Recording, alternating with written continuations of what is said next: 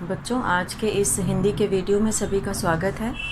आज हम लोग कक्षा 6 की हिंदी की पुस्तक वसंत भाग 1 का हम लोग 14वां चैप्टर पढ़ रहे थे। पिछले वीडियो में शुरू हुआ था लोकगीत, और लोकगीत पाठ जो है वो भगवत शरण उपाध्याय के द्वारा लिखा गया है। और यह पाठ जो है वो लोकगीत अर्थात शास्त्रीय संगीत से भिन्न साधारण जनता के द्वारा बनाया गया ये गीत होता है। और इसका हम लोग कई अनुच्छेद पढ़ चुके हैं और ये हम लोग अंतिम भाग पढ़ने जा रहे हैं। तो सभी बच्चे ये लोकगीत पाठ निकाल लेंगे वसंत भाग 1 में। और इसमें हम लोग यहाँ पर पढ़ रहे थे पेज नंबर 101 पर कि स्त्रियाँ ढोलक की मदद से गाती हैं।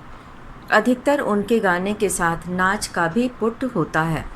पुट मतलब कि नाच, उस गाने पर स्त्रियां जो है वो ठुमकती भी हैं, नृत्य करती हैं, और वो भी नृत्य साधारण होता है। गुजरात का एक प्रकार का दलीय गायन गरबा है, और गरबा बहुत सारे बच्चों ने सुना होगा, स्कूलों में भी एक कार्यक्रम में होता है ये। तो गरबा है जिसे विशेष विधि से घेरे में घूम घूम कर औरतें गाती हैं। साथ ही लकड़ियाँ भी बजाती जाती हैं जो बाजे का काम करती हैं। इसमें नाच गान साथ चलते हैं। वस्तुतः यह नाच ही है। सभी प्रांतों में यह लोकप्रिय हो चला है। इसी प्रकार होली के अवसर पर ब्रज में रसिया चलता है जिसे दल के दल लोग गाते हैं, स्त्रियां विशेष तौर पर, और वहाँ पर रसिया चलता है जिसे कि औरतें गाती हैं। और ये दल के दल लोग गाते हैं, यानी कि समूह में लोग इसे गाते हैं। गांव के गीतों के वास्तव में अनंत प्रकार हैं। जीवन जहां इठला इठला कर लहराता है वहां भला आनंद के स्रोतों की कमी हो सकती है। उद्दाम जीवन के ही वहां के अनंत संख्यक गाने प्रतीक हैं। तो उद्दाम जीवन यहाँ पर अगर जहाँ पर जीवन इठला इठला कर गाता है तो वहाँ खुशी की कमी कहाँ से हो सकती है। तो उसमें कहीं से भी जो है वो कोई कमी नहीं रहेगी। यहाँ पर एक शब्द आया है उद्दाम। उद्दाम का अर्थ होता है बंधन रहित। यहाँ पे उद्दाम का अर्थ है उद्दाम, बंधन रहित।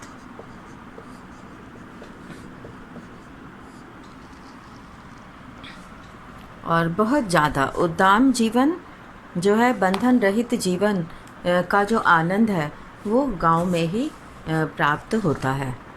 तो यहाँ पे गांव के गीतों के वास्तव में बहुत सारे प्रकार हैं। अलग अलग जगह के, अलग अलग क्षेत्रों के अलग अलग लोकगीत हैं और उनकी अलग भाषा है, उनके गाने का तरीका अलग है, और उसके साथ जो नृत्य होता है वो भी अलग है। तो इस तरह से उसके साथ जो वाद्य यंत्र प्रयोग करते हैं वो भी जो है क्षेत्र के अनुसार अलग अलग होते हैं। तो इस तरह से उद्दाम जीवन के ही वहाँ के अनंत संख्यक गाने प्रतीक हैं, यानी कि ऐसे स्वतंत्र रूप से जीने वाले, खुश रहने वाले और प्रसन्नता से रहने वाले, इठला इठला कर लहराता है जहाँ जीवन कहने से मतलब है कि जहाँ जीवन बहुत सुखमय है और वहाँ भला आनंद के स्रोतों की कमी हो सकती है। तो इस तरह से उद्दाम जीवन के ही वहाँ के अनंत संख्यक गाने प्रसिद्ध हैं। अनंत संख्यक का मतलब होता है जिसकी संख्या निश्चित ना हो, अनंत हो, जिसका कोई अंत ना हो। इतने ज़्यादा जो है गाने इसके प्रतीक हैं। तो इस तरह से हम लोगों ने लोकगीत के बारे में जाना, और बहुत सारे लोकगीतों के नामों को भी हम लोगों ने जाना। और अब हम लोग यहाँ पे करेंगे प्रश्न अभ्यास निबंध से के अंतर्गत। तो यहाँ पे हेडिंग डालेंगे हम लोग प्रश्न अभ्यास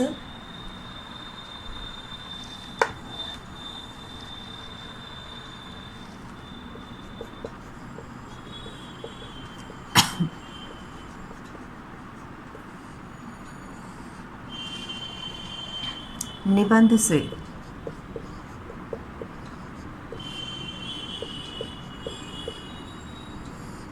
यहाँ पर हम लोग उत्तर 1 करेंगे। तो पहले हम लोग प्रश्न देखेंगे कि प्रश्न में क्या पूछा गया है। तो प्रश्न में जो है यहाँ पर ये पूछा गया है कि निबंध में लोकगीतों के किन पक्षों की चर्चा की गई है और बिंदुओं के रूप में उन्हें लिखो। यानी कि एक एक पॉइंट करके इसे लिखना है। तो इसे हम लोग यहाँ पे करेंगे। तो इस निबंध में लोकगीतों के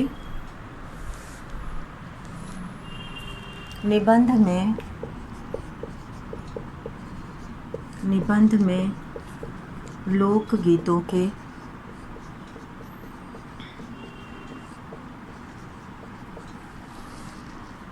निम्नलिखित पक्षों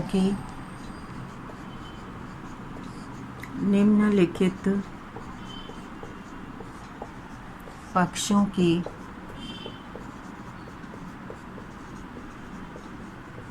चर्चा हुई है।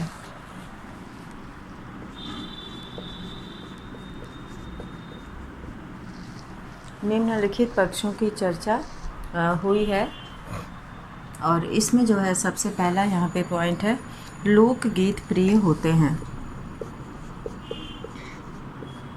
लोकगीत प्रिय होते हैं। दूसरा पॉइंट है यहाँ पे, लोकगीत और शास्त्रीय संगीत, सहायक वाद्य यंत्र, लोकगीतों की भाषा,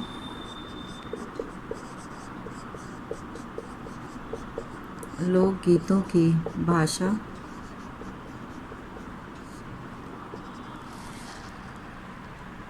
लोकगीतों के प्रकार,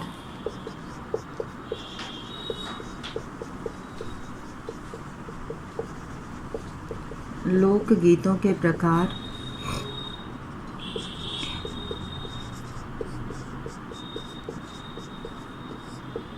लोकगीतों का महत्व,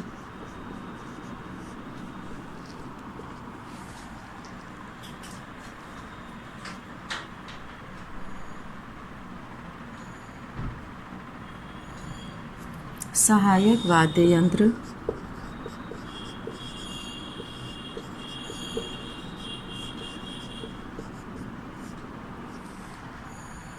गायक समूह,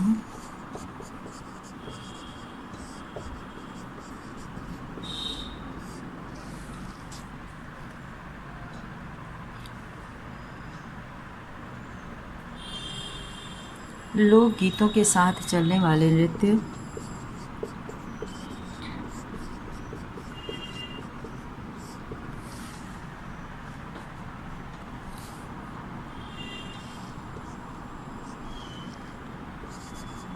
लोकगीतों के साथ चलने वाले नृत्य,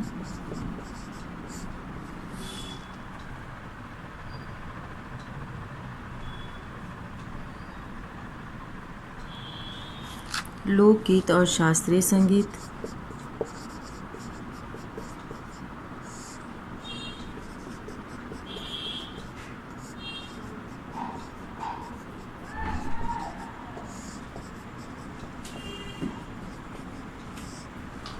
लोकगीत और शास्त्रीय संगीत, लोकगीतों की लोकप्रियता,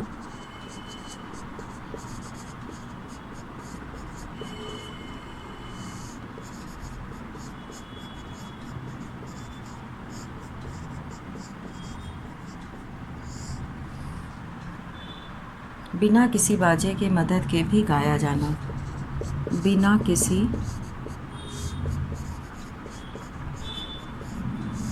बाजे की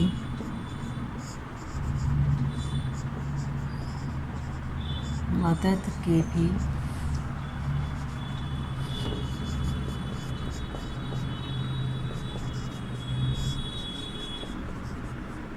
गाया जाना। तो बिना किसी बाजे की मदद के भी गाया जाना। तो ये यहाँ पे कुछ बिंदु हैं जो कि इस पाठ में लिया गया है। इसे लोकगीत प्रिय होते हैं, लोकगीतों की भाषा, लोकगीतों के प्रकार, लोकगीतों का महत्व, सहायक वाद्य यंत्र, गायक समूह, लोकगीतों के साथ चलने वाले नृत्य और लोकगीत और शास्त्रीय संगीत, लोकगीतों की लोकप्रियता और बिना किसी बाजे की मदद के भी गाया जाना। और लोकगीतों के नाम भी इसमें बहुत सारे जगहों का दिया गया है, तो इनके बारे में भी चर्चा हुई है। तो ये प्रश्न एक था कि निबंध में लोकगीतों के किन पक्षों की चर्चा की गई है, बिंदुओं के रूप में उन्हें लिखो। और अब हम लोग यहाँ पर दूसरा प्रश्न करेंगे और इसे सभी बच्चे अपनी कॉपी में भी लिखेंगे। दूसरे प्रश्न में हम लोग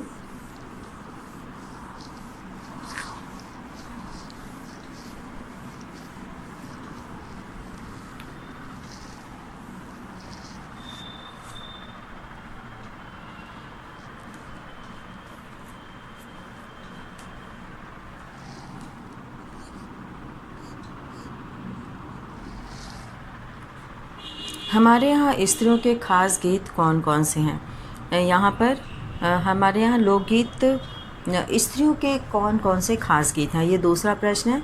और इसका उत्तर हम लोग यहाँ लिखेंगे कि हमारे यहाँ लोकगीत ऐसे हैं। हमारे यहाँ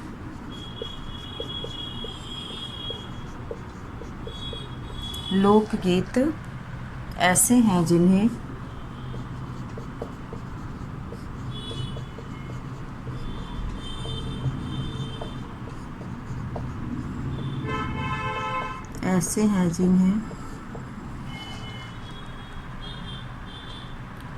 स्त्रियों के खास गीत कहा जा सकता है, जिन्हें स्त्रियों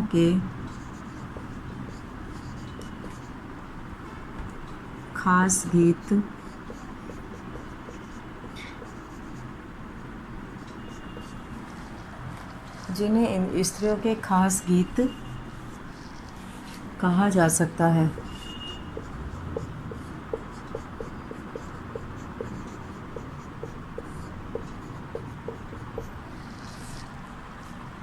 ऐसे गीत में त्योहारों पर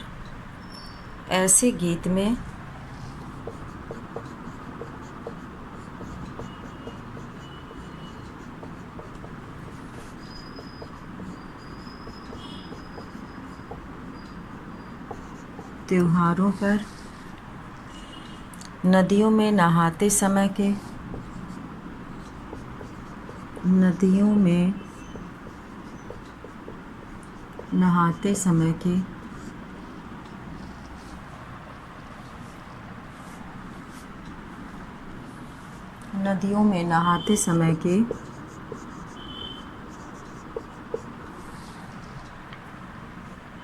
नहाने जाते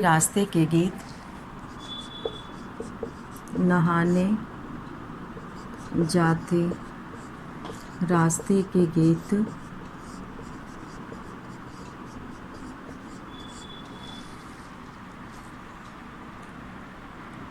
विवाह के अवसर पर गाए जाने वाले गीत,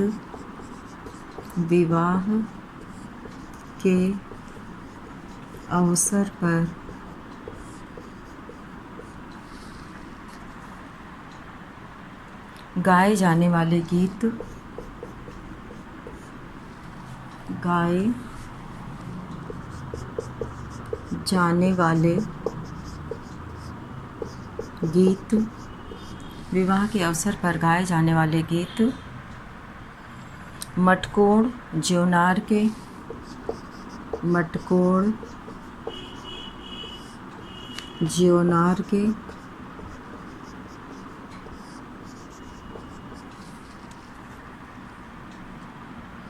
संबंधियों के लिए प्रेम युक्त गाली, संबंधियों के लिए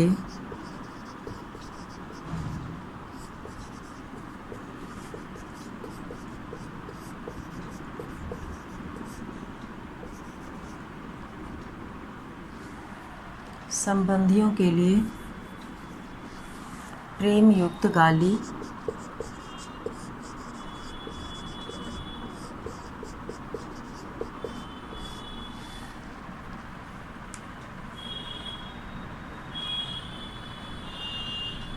जन्म आदि के गीत स्त्रियों के गीत हैं।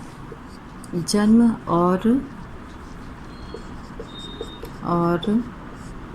जन्म आदि के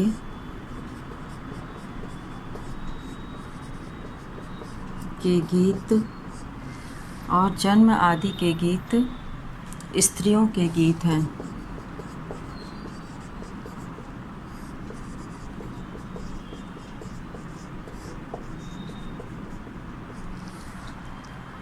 इसके अतिरिक्त कजरी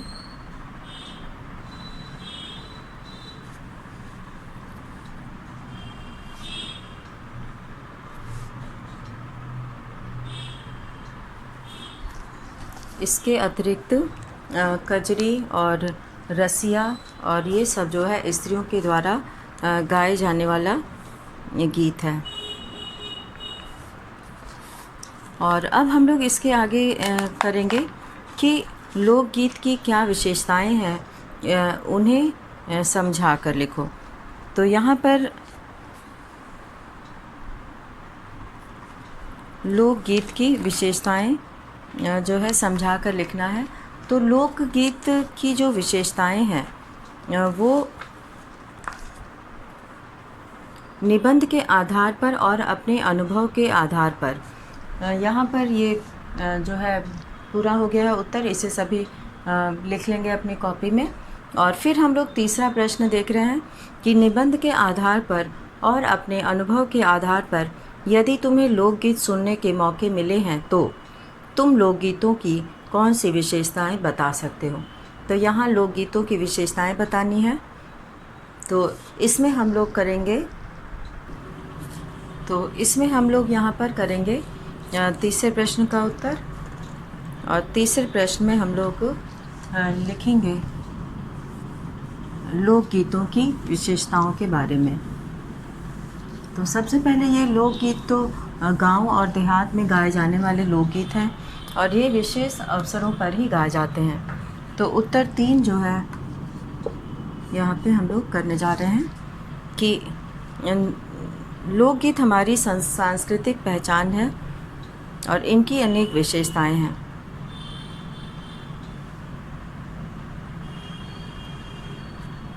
लोकगीत गांव के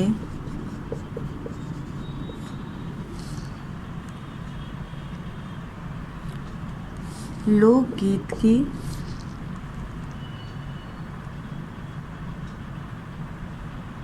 अनेक विशेषताएं हैं। लोकगीत की विशेषता है कि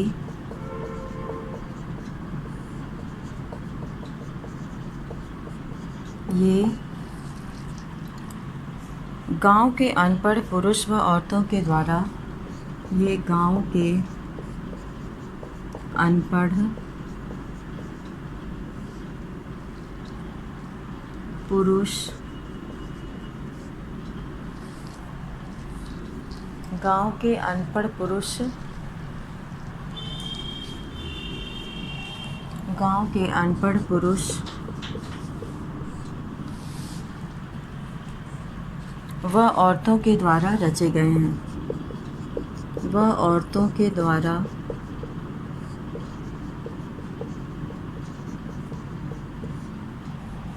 रचे गए हैं।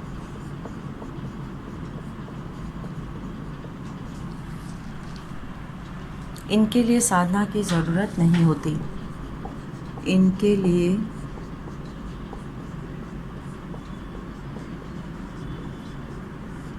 साधना की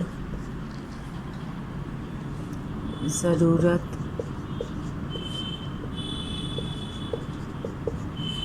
नहीं होती।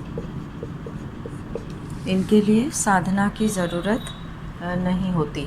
तो यहाँ पे जो लोकगीत हैं उनके लिए बहुत अभ्यास करने की आवश्यकता नहीं होती है। लोकगीतों में लचीलापन और ताजगी होती है। तो यहाँ पर हम लोग इसके आगे लिखेंगे कि लोकगीतों में लचीलापन, लोकगीतों में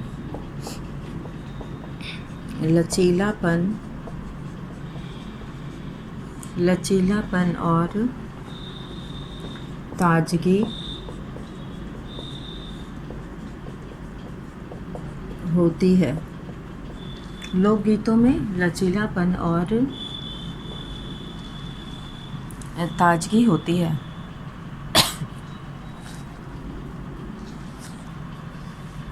ये त्योहारों और विशेष अवसरों पर ही गाए जाते हैं। ये त्योहारों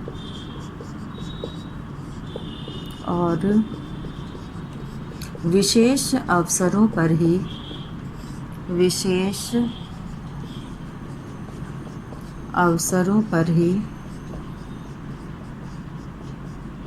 गाए जाते हैं।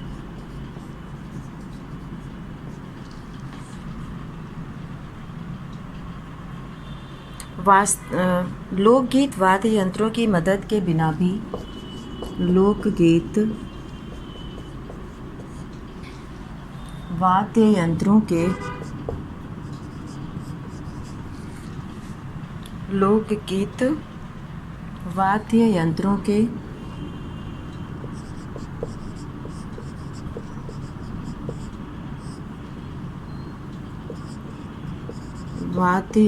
के की मदद के बिना भी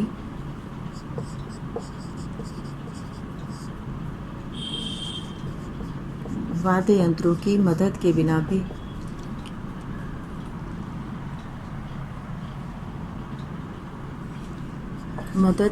भी गाए जाते हैं।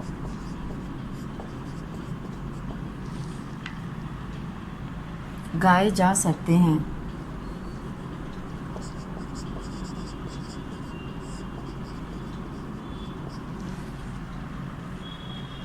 वैसे साधारण ढोल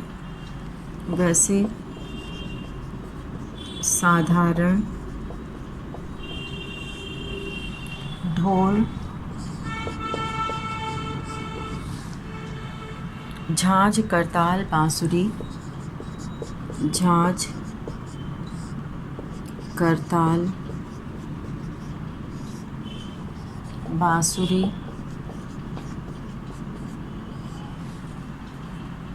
बजा कर भी गाए जाते हैं।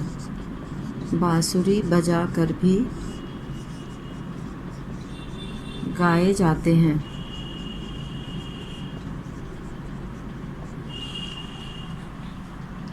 इनके रचनाकार आम आदमी और स्त्रियां ही होते हैं। इनके रचनाकार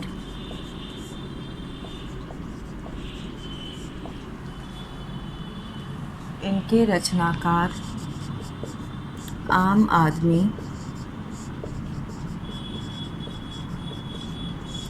आदमी एवं स्त्रियां ही होते हैं।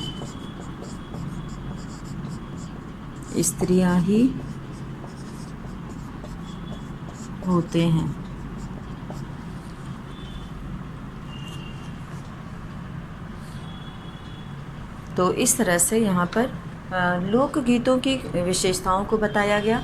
और अब हम लोग देखते हैं कि आगे क्या प्रश्न दिया हुआ है। और अगला प्रश्न जो है यहाँ पे दिया है कि पर सारे देश के अपने अपने विद्यापति हैं। इस वाक्य का क्या अर्थ है? पाठ पढ़कर मालूम करो और लिखो।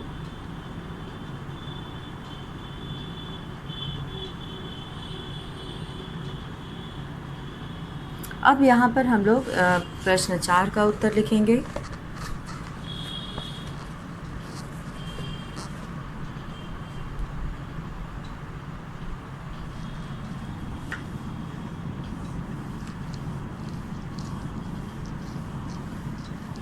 प्रश्न 4 में हम लोग यहाँ पर लिखेंगे कि हर एक क्षेत्रों के अलग अलग विद्यापति होते हैं।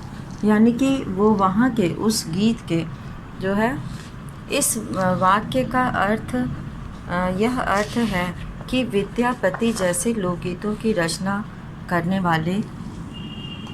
उत्तर 4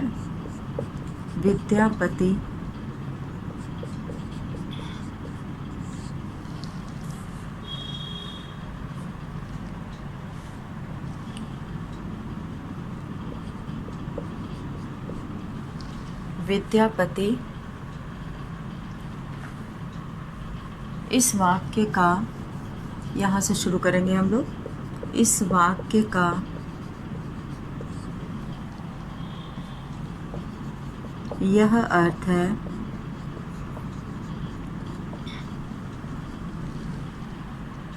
कि विद्यापति जैसे लोकगीतों की रचना करने वाले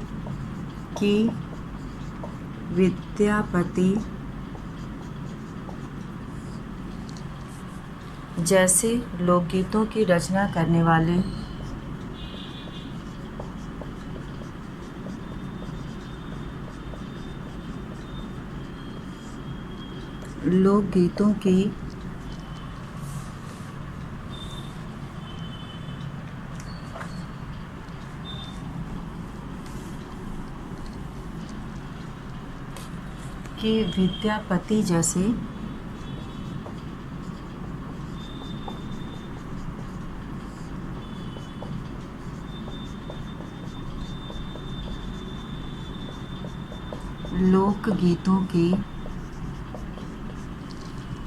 विद्यापति जैसे लोकगीतों की रचना करने वाले अन्य क्षेत्रों में भी होते हैं। रचना करने वाले अन्य क्षेत्रों में भी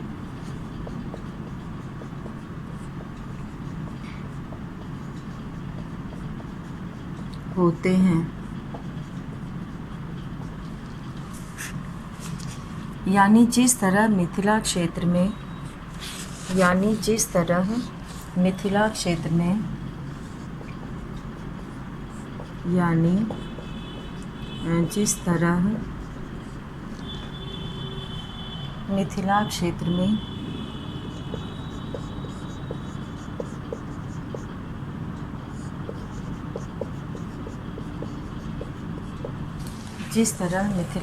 में मैथिल कोकिल विद्यापति के गीत लोकप्रिय हैं। मैथिल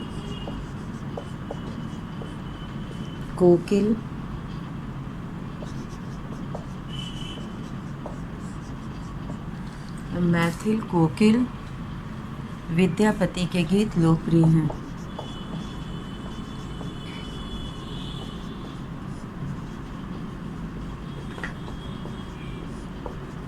मैथिल कोकिल विद्यापति के गीत लोकप्रिय हैं।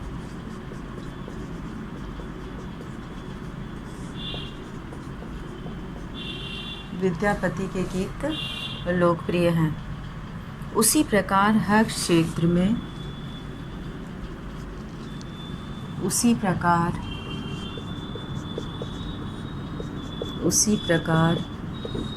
हर क्षेत्र में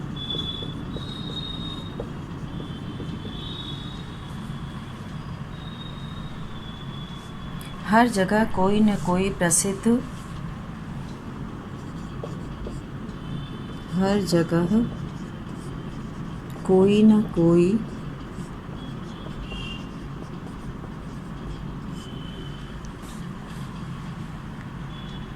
प्रसिद्ध लोकगीत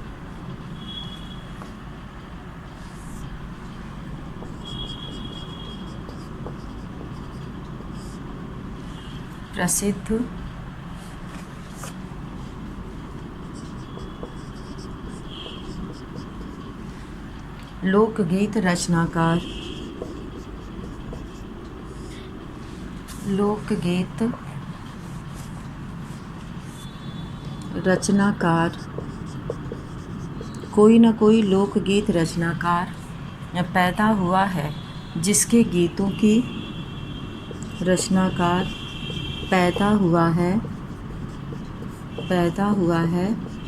जिसके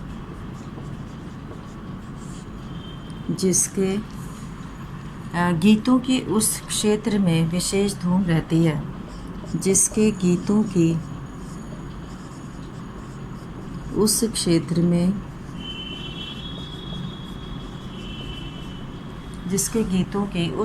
में विशेष धूम रहती है। विशेष धूम रहती है।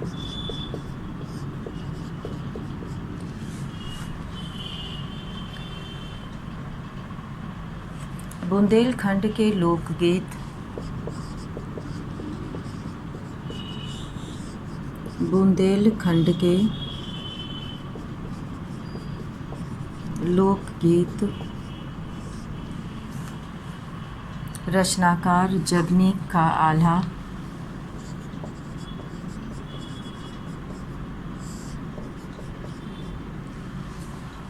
जगनीक का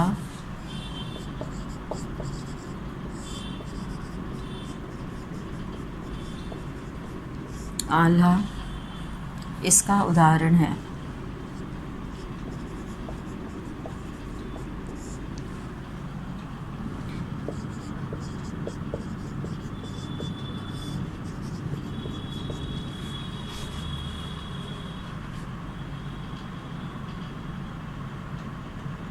और अब हम लोग यहाँ पे करेंगे अनुमान और कल्पना।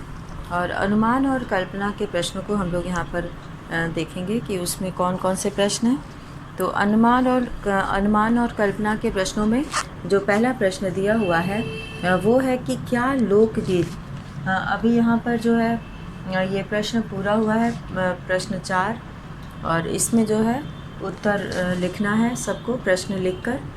तो अनुमान और कल्पना में पहला प्रश्न दिया है कि क्या लोकगीत और नृत्य सिर्फ गाँव या कबीलों में ही गाए जाते हैं? शहरों के कौन से लोकगीत हो सकते हैं, इस पर विचार करके लिखो।